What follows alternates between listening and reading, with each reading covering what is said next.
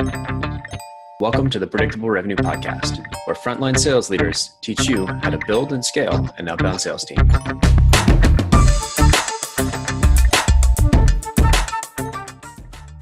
Welcome back to the Predictable Revenue Podcast. I'm your co-host, Collin Stewart. Today, I'm joined by David Hong, the VP of Field Operations at Mesosphere. Welcome to the show, David. Thanks, Collin. I'm really excited about this because we just had Jamie Buss from Zendesk on the podcast. I don't know exactly when the episodes are going to line up, but let's just say roughly 6 weeks ago. Mm-hmm. So if you're scrolling through, just scroll back about 6-7 episodes. And with Jamie, we talked about the softer side of MEDDPICC, of their qualification, and how she's able to forecast their revenue down to within 1%. And to provide some context, they're about at a $500 million annual run rate. So to be able to forecast your quarterly revenue within 1% is phenomenal. She introduced me to David because I asked for other great people, and what David is going to bring to the show today is, with Jamie, we talked about the what and why to do MEDDPICC. With David, we're going to dive deep into how to do MEDDPICC. So we're going to talk a little bit about sales operations, your philosophy on sales ops, some projects you've built, and then we're going to dive deep into your implementation of MEDDPICC in Salesforce. Great. Sounds good. I've been really looking forward to this one. I love anytime we can go inside somebody else's Salesforce and see some of the cool things they built. I just get fired up like a little kid. Yeah, sounds good. So before we jump deeper into some of the projects, I know you've got a bit of a philosophy. You're well known for your philosophy on sales operations. I'd love if you could share. Sure. Gosh, I can't remember when I first started sales ops, but it's definitely not a profession that you major in college, or you come out of college wanting to do sales ops. People typically kind of fall into the role, and that's how I kind of got into sales ops. Sales ops has kind of traditionally been looked at as the enabler for the sales team, whether it's quote to cash, deal desk. But I think, the trend has been this kind of broader sales ops, more of kind of a biz ops function. So you've heard, field ops, biz ops, and so forth. And the way I look at sales ops is it's the Switzerland in the company, if you will, right? Typically, and if it's structured correctly, and if it's let's just use the terminology of business operations, they're not necessarily reporting into sales, nor are they reporting in marketing, nor are they reporting into finance. So they become the Switzerlandian organization that not only owns the process, or responsible for the process, the data, the analytics, so forth. So they have a very holistic view, and also unbiased view of metrics, for that matter, right? So that's always been that kind of my vision, and how I try to build my team so that they're completely agnostic. Obviously, one eye towards the customer, who is sales, helping with deal velocity, sales processes and tools and whatnot. But at the same time, making sure we've got the facts, that everyone agrees on the facts, and everyone is, motioning towards the right goals. So some of the kind of key principles that I use is, clarity around definitions, right? Whether it be stage definitions, whether it be, do we have the right target profiles? Are we talking the same language, if you will? And there's a lot of frameworks out there. McKinsey 7S is something that I use to help kind of guide, if you will, how do you define? Could you elaborate on the McKinsey 7S's for those of us that don't know? Obviously, you can probably Google. I'm trying to see if I can show something here. Google's McKinsey 7S's and talks about kind of how do you define the 7S's around whether it's go to market, whether it's related to sales ops or whatnot. Of the 7S's, and you can read them here, hard elements and soft elements. The hard elements around strategy, structure, and systems, right? These definitions should be known by yourself, teams, hopefully your go-to-market teams, that you all agree that these are the definitions to these hard S's. The soft elements of shared values, skills, style, staff, are less stringent and can be defined differently for different kind of function in the company. But at the same time, those definitions should be, obviously agreed upon within your business unit. So little colored there. And how that kind of relates to one another and so forth.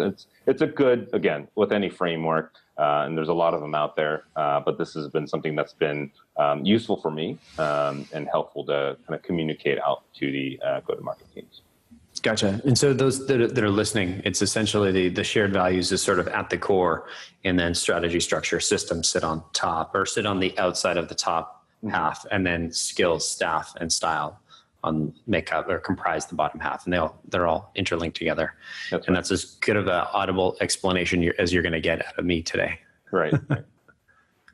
So that's one of the frameworks that I use, and around those frameworks, three kind of key principles that I use with my teams is around clarity, scalability, and predictability. Right. So again, clarity on the definitions, clarity on the process, clarity on the right tools. Right. I think the scalability is, as a company grows and you've got product market fit and you're growing your go-to-market teams, what's going to break, right? Are the comp plans truly incentivized for, 10x more reps in that function? Are the quote-to-cash tools and processes not going to break, and so forth? And then obviously predictability, and that should be the ultimate goal for any kind of sales field business ops role is how can I provide predictability or the KPIs, the analytics back to the organization to say these are the right investments or these are the right sale motions that we need to focus on, and vice versa, right? And these aren't, and we need to pivot here, reinvest our investments elsewhere, so forth. Could you give me an example of predictability? Yeah, I think there's kind of sales 101 around pipeline coverage. Everyone tries to smooth out the hockey stick of the quarter. How do you incentivize that curve to be less hockey stick, and getting that predictability around. If we can, predict that we're going to be at a certain revenue point, is that enough coverage from a rep perspective? How many opportunities can a rep truly hold? What is the TAM or total addressable market in that region? And I think that those kind of metrics and analytics really help when you're looking at kind of, all right, where are we going to be in a year or 6 months or whatever your outlook is? Gotcha. Yeah. Okay. So when basically you're saying the way you approach it is it started with sales operations, right? I imagine you evolved out of were you a Salesforce admin first? I think everyone started out as a Salesforce admin. As a matter of fact, you've dabbled in configuration yourself. I think Salesforce.com or whatever CRM tool you have, it's the de facto vehicle that's in the parking lot, and the sales ops guy just has to drive it, right? And I remember early on, 2000, I think that's when I first started touching Salesforce. Aging myself here, but I was being asked to, hey, can you change some fields? Can you change the layouts and so forth? And I think you just bolster your skill set by Google's obviously your best friend, and those people in the networks, right? Going out and meeting the key contributors that can help you and better understand, well, why is this time-based workflow not working? Triggers, et cetera. Mm-hmm. So you started off as a Salesforce admin. You've grown into basically VP of field operations. Mm-hmm. I love how you've pulled, even though we might be talking about sales operations, you've really pulled yourself out of sales, and we're really taking a much broader approach to implementing the tools and tech that are going to really enable the entire organization to be successful. So it's not really just about sales anymore. Some of the things that we're talking about is also marketing, probably also ties into the actual operations of the organization. Mm-hmm. Mm-hmm. I think that's great to have somebody like you on the team. Wouldn't we all be so lucky? Sure. I think that's important, right? I mean, sales is just not one silo, and it's got, the go-to-market function, if you will, all has to be on the same cadence, understanding whether a campaign flows through end to end, and, do we have the right metrics? Do we have the right workflow, right? And that's one key thing that I would highly emphasize around any tools, any new process to the sales team is, can you get it embedded in their daily workflow? And if you can't, they're not going to do it. Mm-hmm. So how do you ensure that it does get into the workflow? How do you, measure the correct metrics that you want out of that new process or tool? You've got to think through that. I think it's called the Toothbrush Test, that it's going to fail unless they're using it as frequently as their toothbrush. And hopefully that's twice a day. Absolutely. Right. I mean, look, I'm a family guy, so it's telling my kids to go brush their teeth. Early on, I'm sure we all watched them brush for 5 minutes. And now at a point it says, hey, go brush your teeth. And you think and you hope that they're brushing their teeth, right? Mm-hmm. You don't have like a trigger or like Salesforce process manager that sits there at the base of the toothbrush. Sure. Although there are Bluetooth toothbrush now that you can monitor with your phone. So no way, you can actually see how long they brush for. Absolutely. Oh, I can't wait. I'm building a dashboard for my kids. Right. So fast. Oh man. So before we spin off into the weeds and talking about Bluetooth toothbrushes and dashboards for our children, I'd love just to take a little detour here, and for all the sales people that might be in Salesforce, like a Salesforce admin or in Salesforce, sales ops, revenue ops, whatever you want to call it. Mm-hmm. Maybe just let's give some context of some of the other projects that you've worked on, because I imagine it wasn't a clear like you started as an admin, now you're VP of field operations. It probably had some twists and turns, and it was a variety of different projects that really helped you get to where you are now. Sure. Yeah, no, I think, initially it's all about the sales process, right? Making sure that the sales stages are correct. Do you have the right stages? Are the reps following, the stage definitions and so forth? And then that kind of, morphs into, hey, do we have the right amount of pipeline by rep, by territory? And as you go up into kind of broader scope around, well, do we have the right accounts, right? And add to that kind of the tools that you want to have. There's a myriad of tools that you can measure a lot of those metrics. But, what are the right tools? And do you really want to measure on activities, or is it just on opportunity creation, right? How granular do you want to get? And obviously, it depends on your business, right? Whether you're an MRR, ARR type of business, you want that EKG aspects of the business. And as back to your question around kind of, around Salesforce and all the tool sets, and as you get, as you kind of solve those kind of specific sales process issues, it quickly gets into kind of a go-to-market scope. And how do you know that the marketing ops there's a tight integration between the sales ops, sales process and so forth, and are the leads truly flowing through? Are the right leads flowing through? And I think, by nature of kind of that function, your role does ultimately just grow across the organization, right?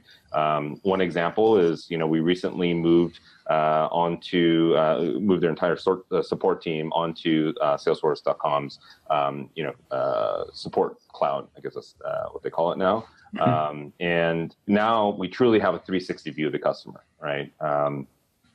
Jamie's probably not happy about that, but yeah. Sorry, Jamie. Yeah, sorry, Jamie. Yeah. So you've also built some other things. Like I think you mentioned you built a quote to cash program on top of Force.com. Sure. And again, it's all about relevance, right? And if the audience, majority of the audience is series seed companies or A, B, you're probably not going to go out and buy a off-the-shelf quote to cash product, right? I've been fortunate enough to be with a lot of companies that have scaled and got to a point where we do need a true CPQ tool. But I think early on, you could probably build something to see if if it works. And there's a lot of ways around it, right? You can, probably put together a quote generation tool just with, the native features of Salesforce. Or if you want to get a little more complicated, you can integrate DocuSign and all the mail merge tools out there.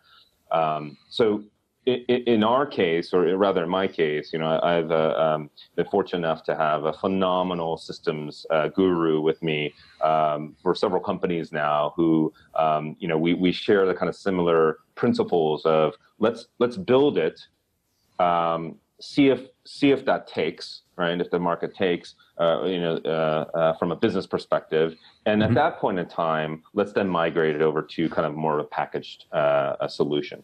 So we decided to build it in-house. There's obviously some pros and cons to the building, but the nice part of that is you get to customize the requirements to your business case, right? Once we kind of grow into it, if you will, and ready for the kind of next evolution, we're able to then easily migrate that into the new solution. So we keep the end in mind, knowing that we're going to migrate off. But at this kind of phase in the growth of the company, we'd like to keep it kind of simple as possible. That's fair. Yeah. I'm curious because it seems like the company's far enough down the way that implementing a click to quote or quote to cash system. I'd love to understand the sort of decision behind that, because it's. The advantages with buying something off the shelf is, it's up and running maybe faster than say if you're to build it internally. If you build it internally, it's more customized. Like was there a speed component too for building it internally? Absolutely. And I think, there was an investment factor in there too, right? So yes, the current company that I'm at is much further along than my past companies. But if you're a Series B, do you want to fork over the big dollars to buy that off-the-shelf CPQ tool, or if you're in the process of defining product market fit, or will this territory strategy that you have built out work? There's a lot of ifs there, right? So I think building something to just get by for now it has higher utility for us than investing that extra, that big chunk of dollars for a tool that might be a little bit more than what you need today. Gotcha. So it sounds like you're just trying to get the minimum viable implementation. Absolutely. To sort of start and test and see, are people actually going to use this? Because if you go and spend all this money, invest all this effort in, I imagine getting the QTC company or products spun up is probably quite a bit of integration work. Absolutely. You're going to make these huge investments of time and resources. Sure. It's probably good to know ahead of time if they're even going to use it. Yeah, great. Hopefully they're using it to generate quotes and whatnot. But it really goes back to, again, the second concept, right? So clarity, scalability, right? On that scalability, I think there's phases in which you build on top of, right? The ultimate goal might be a true CPQ tool, but in getting there, I think look, a lot of startups pivot their strategy, right? Pivot their business plan. Decide to go direct and then realize, hey, we need to go channel. Right? And I think a lot of those kind of requirements do change as the company grows, especially on the early phase. Post CD, should be pretty well defined by then. Gotcha. So you're all about making sure that you're flexible enough and agile enough to keep up with that change. Absolutely. Bootstrap it first, see if it works. If it starts to break, then shift. Cool. I want to ask you about one last project, and we can jump into MEDDPICC and your Salesforce. But you mentioned last time we spoke, and this was a while ago, and it was still under construction, and it might still be. But you had a project where you're trying to make it easier for SDR teams to qualify. Yeah. It is still kind of in the sandbox, if you will. So the whole concept was, can we have, what the ask was, can we have a nice wizard that reflects all of the attributes of a sales qualified lead, so sales accepted lead, if you will. And can we allow our SDR team to then rather than a massive layout or drop down, but rather one quick Visualforce page to be able to quickly click on, yes, I have that criteria, I have this criteria. And obviously on the background, we have an algorithm that says, based on all the clicks, your score for this SAO is, a 95 or 85 and so forth. And obviously that could be done without a Visualforce page, probably done on the layout, but we decided this would be a cool tool for the SDR team, but rather the real carrot here is get them to input. If you have something nice and easy, then they're going to do it. Again, going back to the workflow, right? Can you embed it into their workflow to get something out of the reps, right? And with this, what's beneficial on the back end is now we pull reports to say, all right, show me all the SALs and the scores, right? And again, myriad of ways you can probably slice this, but this allowed us that visibility into the data, if you will. Very cool. I love that piece. It's something we had something similar and not as complicated, not in Visualforce. We started in good old Google Docs, even though we use Salesforce. Yeah. And for all our initial conversations, so when we're qualifying, we had all these questions that we wanted to ask. And we just had a section at the top of the Google Doc that was, this is for the SDR, and fill that out. Then this next section was for the account exec, and then so on and so forth. And we had, so when you look at this one single doc, you get a great picture of where each customer's at. And I, as a salesperson, I loved looking at those because you in one single doc, you scroll up and down, you don't have to click anything else. You get the whole picture. You can read it like a storybook. Sure. But when it comes to, if you got more than one rep, if you've got more than one customer that you're trying to close at a time, all of a sudden you're chasing Google Docs. Yeah.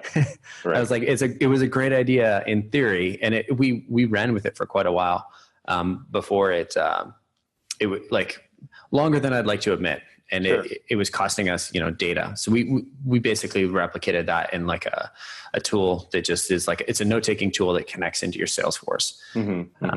And basically we created everything that we needed, created them as fields, and just mapped it all in. The tool was called Dooley.ai. Okay. Yeah. Okay. Yeah, no, I think, you start with the premise that a rep, and it depends on whether you're a field or an inside, right? Typically inside is at headquarters at the, behind a firewall with high-speed internet, et cetera, and they've got multiple monitors, right? Whereas in the field, your plane, trains, automobiles, you might be able to VPN in, into your wiki and so forth. So we built it in a way for the audience of the user, right? So an SDR is typically at headquarters. They're on high-speed internet. They've got multiple monitors. But at the same time, you really want a rep to be on two windows, right? You got Gmail and you got your Salesforce. And how do you allow them not to pop out of those windows? And so if you built it into Salesforce, then they really don't need to leave that window. That's fair. Increasing the probability of them embedding it into their daily workflow. I know we're going to get a little distracted here, but I love Gmail. I think it's one of the best. It is the best in it's my favorite. I won't say it's the best. It's my favorite email program. And I've used everything from like, there's probably people cringing right now here. They're like, no, I'm never letting go of my Outlook 2003. Right. That was my favorite version of Outlook before I got super bloated and all that. Like, I think I held on to that version for a very long time. Right. But I feel like for sometimes like your inbox is just where email productivity or where sales productivity goes to die, right? There's so much garbage that just ends up in there. And as a salesperson that's trying to focus, right? It's so easy to get distracted by just opening up your inbox and be like, okay, there's all these like 30 other things that can distract me from exactly what I'm trying to do. So I have an interesting point of view on that. I agree with you. I was an Outlook, fanatic and made that transition. I don't remember when, but that transition was very painful. Yeah, but then very painful. But then when I realized, you have to make Gmail work for you. And if you can let go of the notion of folders and adopt labels, there's actually a great a blog post on, and I forgot the name of it, but basically it's a step-by-step blog post on how to configure your Gmail to work for you.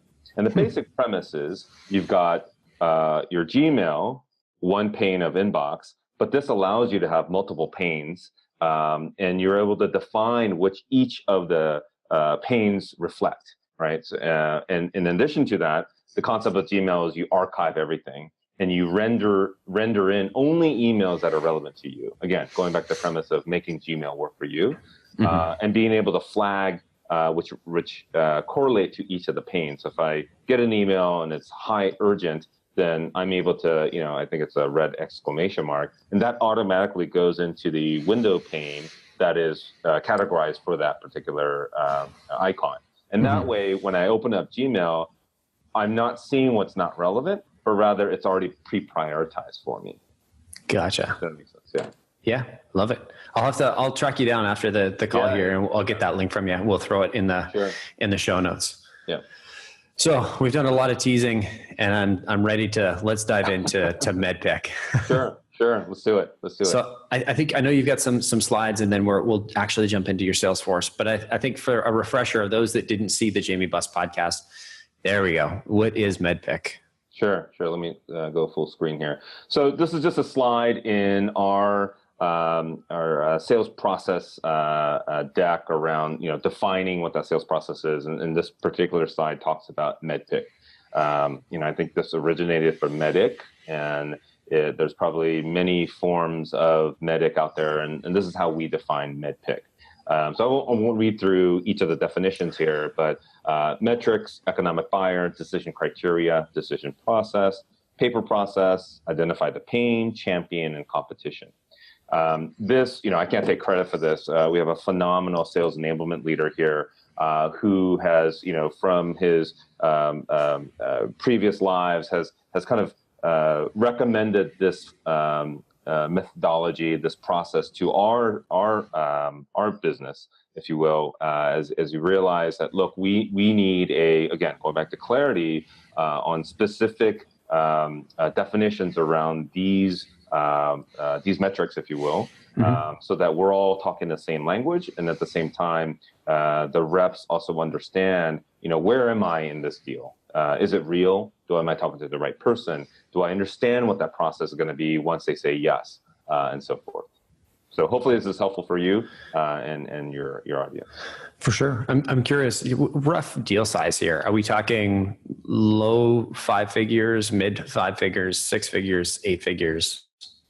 Yeah, so our business, we're on the ARR side of the business, and we are talking larger. We are targeting global 2,000 companies, so we're not in the SMB or even kind of light mid-market. So we're targeting large global enterprises. So and typically it's a land and expand model. So the first deal might be in the 6 figures, and then obviously the expand deal is obviously larger in size. Cool. Yeah. And I'm curious, just because you put it on the slide, so I'm going to have to ask, what is CHAMP for upsell renewal? Sure. So let me go to that. So I give you a specific definition of CHAMP. So CHAMP essentially is challenges, authority, money, priority. So go present mode here. If you think about kind of converting a lead to a sales qualified lead, we want to make sure that the reps are focusing on identifying, what are the challenges that they're faced with, who has the authority, whether it's the business side, the money side, or even the technical side. Money obviously is a critical factor in the buying decisions. So, do they have it? Can they source it? Can they do they already have budget, for this project or product? And then, what's the priority essentially, right? So, yeah. Cool. And so this is a precursor to MEDDPICC. That's correct. Gotcha. So is this what your SDRs are filling out?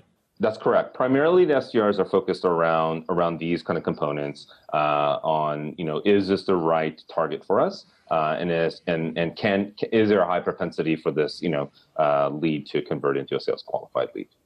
Gotcha. Love it. Yeah. Okay. So we start with CHAMP, then we work our way to MEDDPICC. That's right. Perfect. And then to actually get into MEDDPICC, where does this live? What does this look like? Sure. So, back to you, I think you made the earlier comment that if you don't, get it in front of the rep or put it in Salesforce, you're not going to be able to measure it. So, on that note, we decided to embed it into Salesforce. And there's a myriad of ways you can do this, right? You can actually buy off the shelf products that we've actually looked at. But again, going back to the premise of we'd like to build things, test it out, and then see if it scales. And decided to build it in the opportunity object. So this is just a test opportunity here, and it's a related list. And to create a new record, simple as a click, and increase the size here a little bit so you can see. And we've structured it in this format of 3 whys, and that's pretty straightforward. The actual MEDDPICC fields, right? And then what are some additional components of the close plan, right? So I'll go into detail here. Again, I don't want to take full credit here. There were a lot of smart people that I worked with to come up with this, right? All the way from the MEDDPICC definitions to, the 3 whys, and obviously on the system side of, building this out as a Visualforce page. And one cool thing about this Visualforce page, what that allows you to do versus a typical field on a layout, is that you're able to embed the question on the layout, right? So at one click of create, as you recall that I just clicked, it shows you exactly, if you look at the first question, why now? Rather than referencing a document that's on a wiki, on a Google Doc, the question is right there, right? Why does the customer need to make this purchase now?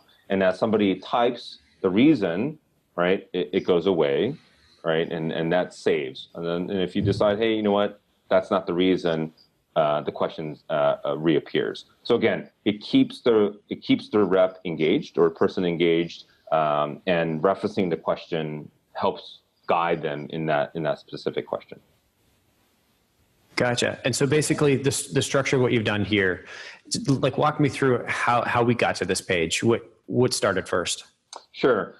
We started with MEDDPICC, right? That was kind of our core sales process component, right? And we obviously got down to the questions, if you will, to help guide the rep.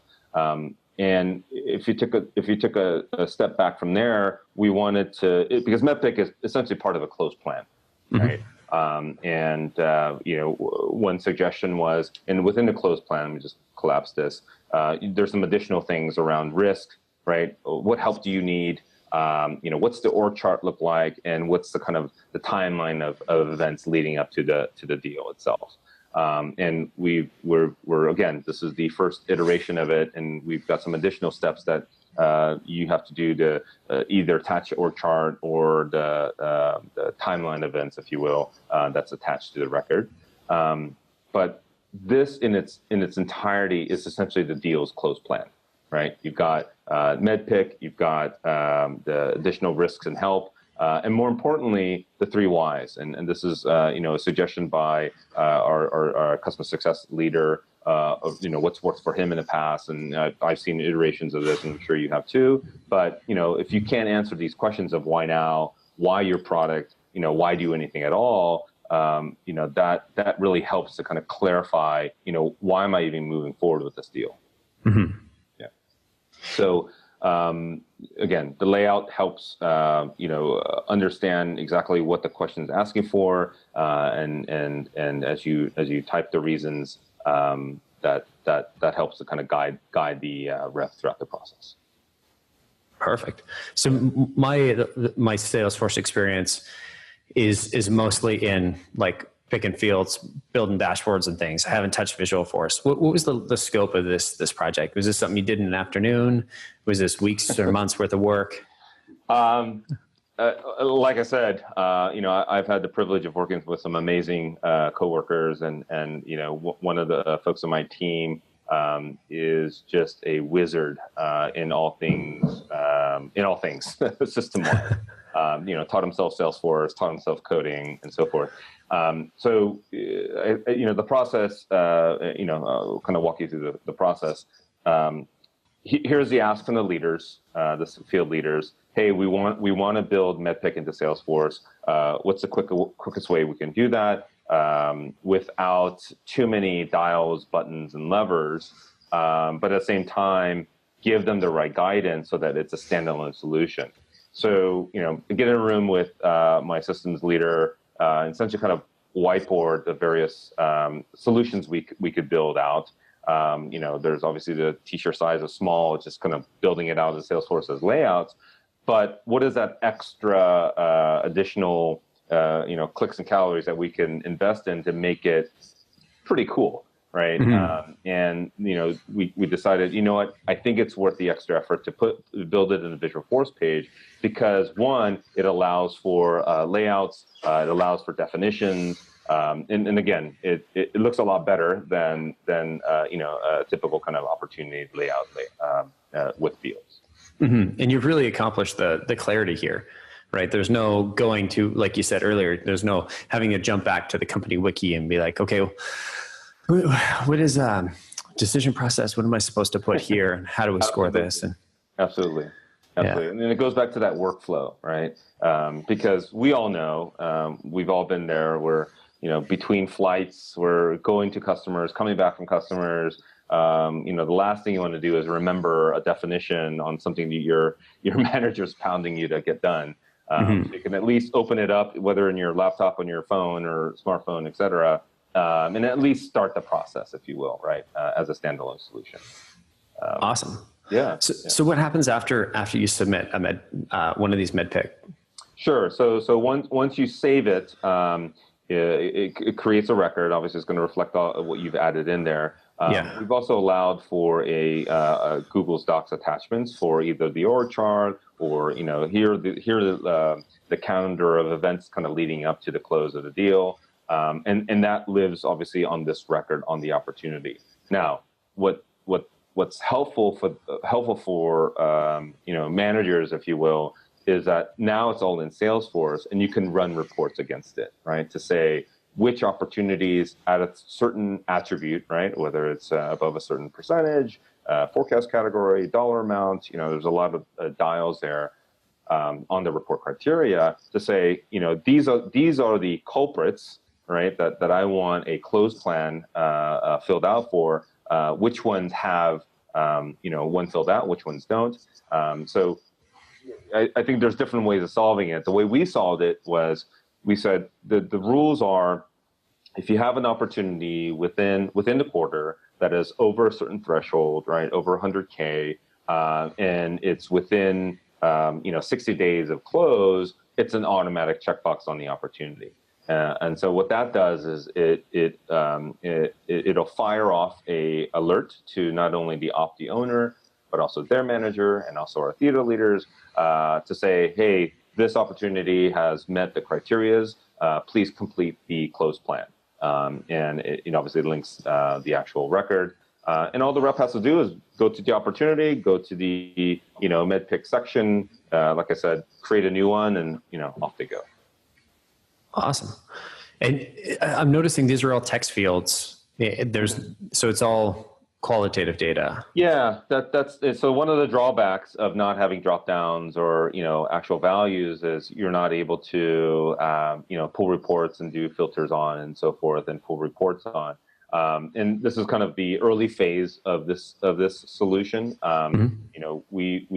There's many ways to solve this, right? And I think we were prioritizing the fact that, look, we just want to understand, have the reps thought about this, and are they thinking about it? And moreover, it also provides an opportunity for the rep and manager to have a very high quality conversation about the deal itself. We felt that was more important than being able to be, not as qualitative or more qualitative than it is with this solution. That's fair, because I imagine it'd be super easy to just go in and add, a number, 0, 1, 2 next to every single field. But the more fields that you add, the longer it takes to fill out, a MEDDPICC. Sure. And look, we whiteboarded, hey, there's probably, a particular field that has more verbiage is worth, a higher percentage from a score perspective, right? And we talked about a overall score for MEDDPICC, just like the lead qualification wizard that we talked about, right? So maybe certain drop-down values give it a higher algorithm score, and therefore this closed plan has a higher percentage than other closed plans, right? And again, it goes back to, what are you solving for, and are the clicks and calories worth what you're solving for? Gotcha. Yeah. So if somebody's sitting there thinking, geez, this looks awesome, I'd like to rebuild this, what recommendations, what advice would you have for them? Yeah. We all know it's not about the tool, right? So it's not about having the right programmer on your team or having the ability to have access to those people. I would first focus on, with your business unit, business partners, define clearly, okay, what are you solving for? Why do you want to do this? Play the scenario out as, if we did this and we launched it in a few months later, what are you looking to get out of this, right? And I would start with those type of questions, right? Framework the problem out that way, and then figure out, okay, what does this look like, right? Do you want it in Salesforce? Do you want it in Google Docs? Because at some point you don't want it in Google Docs. I mean, that might be an argument if you're a small company and you just want to see if this works, right? And you want to share best practices, et cetera. It all goes back to what's relevant for your business, right? If you're working with multi-theater sales teams, or you just have a small inside sales team, maybe the Google Docs solution will suffice, right?